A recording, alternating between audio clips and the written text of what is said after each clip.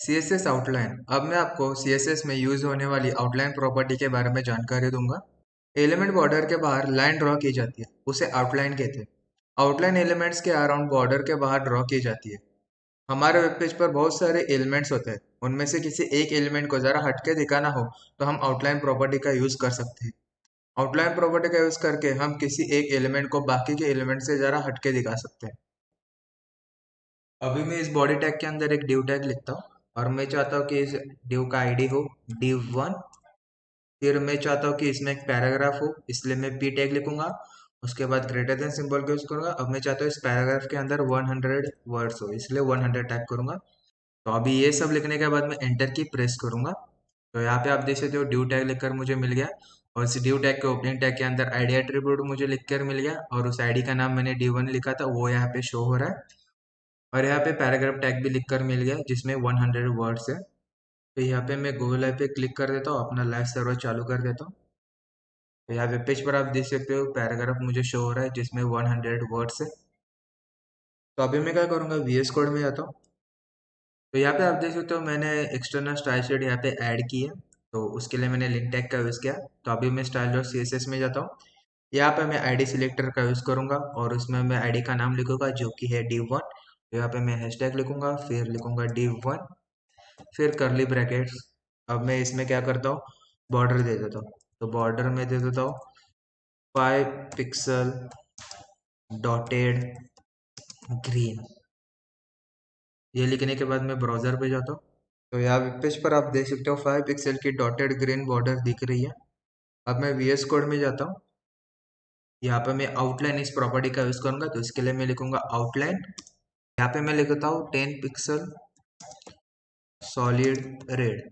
अब ये लिखने के बाद मैं ब्राउजर पे जाता हूँ, इसको जूम कर देता हूँ। तो यहाँ वेब पेज पर आप देख सकते हो ये जो ग्रीन कलर की डॉटेड बॉर्डर है वो मेरी बॉर्डर है। और ये जो 10 पिक्सल की सॉलिड रेड लाइन है ये आउटलाइन है। तो अभी मैं VS कोड में जाता हूँ। तो यहाँ पे आप देख सकते हो, यहाँ पे मैंने outline width property, outline style property और आउटलाइन कलर प्रॉपर्टी एक साथ लिखे हैं। मैंने यहाँ शॉर्ट हैंड का यूज किया है। आप भी इस तरह से आउटलाइन प्रॉपर्टी की वैल्यू शॉर्ट हैंड में भी लिख सकते हो।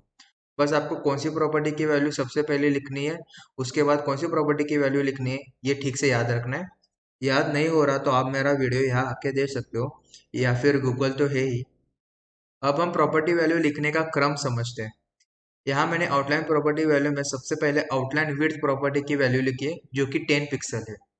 फिर मैंने आउटलाइन स्टाइल प्रॉपर्टी की वैल्यू लिखी है जो है सॉलिड।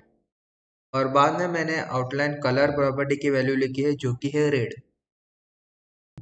अब मैं क्या करता हूँ, ये जो आउटलाइन स्टाइल प्रॉपर्टी यानी कि यहाँ पे मैंने सॉलिड लिखा था, उसकी जगह पे मैं लिख देता हूँ डॉटेड। अब मैं जाता हूँ ब्राउजर पे। तो यहाँ वेब पेज पर आप देख सकते हो डॉटेड आउटलाइन मुझे दिख रही है।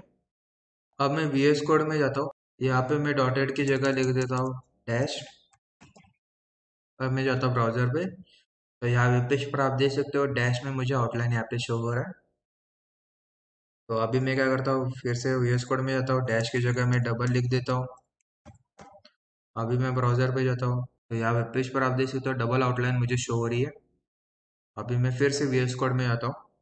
यहाँ पे आप बहुत सारे लिख सकते हो। अभी मैं 3D इफेक्ट के लिए क्या करता हूँ, यहाँ पे ग्रुप लिख देता हूँ। अभी मैं ब्राउजर पे जाता हूँ। तो यहाँ पे आप देख सकते हो कि 3D इफेक्ट मुझे शो हो रहा है। अभी मैं क्या करता हूँ, इसको थोड़ी विड्थ दे देता हूँ। यहाँ पे विड्थ में देता हूँ 400 पिक्सल। हाइट भी मैं दे देता हूँ, तो हाइट में देता हूँ 400 पिक्सल। मार्जिन भी दे देता हूँ, तो यहाँ पे मैं मार्जिन दे देता हूँ 20 पिक्सल। तो ये सब लिखने के बाद मैं ब्राउजर पे जाता हूँ।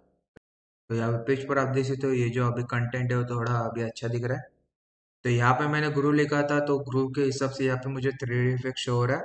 आप इसमें 3D इफेक्ट के लिए और भी वैल्यू लिख सकते हो, जैसे कि रीच, इनसेट, आउटसेट एक्सेट्रा। मैं चाहता हूँ कि आप वो खुद ट्राई करो। तो अभी मैं क्या करता हूँ, इधर ग्रुप की जगह सॉलिड लिख देता हूँ। आप यहाँ पे कोई भी वैल्यू दे सकते हो। तो ये सॉलिड लिखने के बाद ये ऐसा दिखता है। तो आप आउटलाइन कलर की प्रॉपर्टी RGB है या फिर HSL है या फिर हेक्साडेसिमल में भी दे सकते हो। यहाँ पे मैं जो रेड कलर है उस पर ओवर करता हूँ, तो यहाँ पे कलर पिकर आ गया है। तो यहाँ पे आप देख सकते हो यहाँ पे RGB में वैल्यू दिख रही है, तो इसका मैं थोड़ा शेड बदलता हूँ। हाँ, ये ठीक है। अभी मैं ब्राउज़र पे जाता हूँ, तो यहाँ पे आप देख सकते हो जो शेड मैंने चूज़ किया था उस हिसाब से यहाँ पे मुझे आउटलाइन शो हो रही है।